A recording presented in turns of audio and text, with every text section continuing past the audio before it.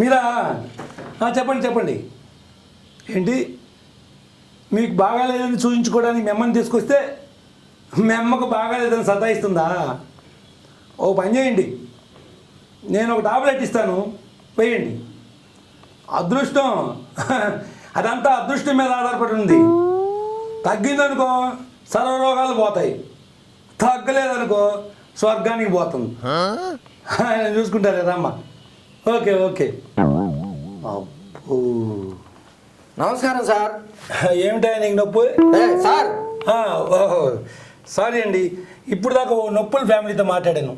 ఏంటి problem? Problem నాకు కాదు సార్, మా భార్యకి. తీసుకురండి చూద్దాం.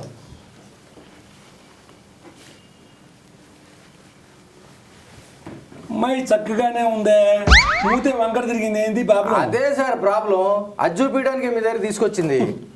ఏదమ్మా ఎత్తు, ఎందుకే కొట్టింది? మరి లేకపోతే ఎత్తమంటే కొట్టరేం సార్, మీరు అన్నది బూతులాగా వినపడింది అంతే.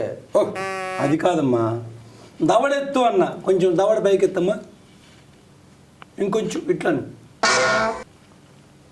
ఏమయ్యా నువ్వు మనిషివా పశువా? అట్లా మూతి పగిలిపోయేటట్టు కొట్టేవేందయా?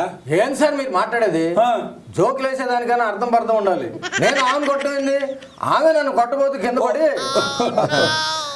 అయితే ఒక పని చేయవా, ఇప్పుడు పై మూతికి 4 కుట్లేస్తాను, 2000 ఖర్చు అయ్యింది. సార్ కుట్లే సార్ వేయాల్సింది, ఎంబ్రాయిడరీ కాదు. నేనేసేది ఎంబ్రాయిడరీ కాదు, కుట్లే. ₹1 కూడా తగ్గించను, 2000 ఖర్చు అయ్యిద్ది.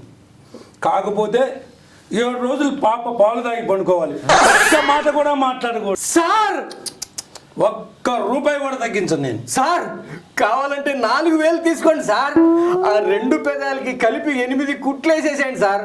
14 రోజుల పాటు మాట్లాడకుండా ఉంటుంది, దాని శని వదిలిపోద్ది. బూతులు చచ్చిపోతున్నాను సార్.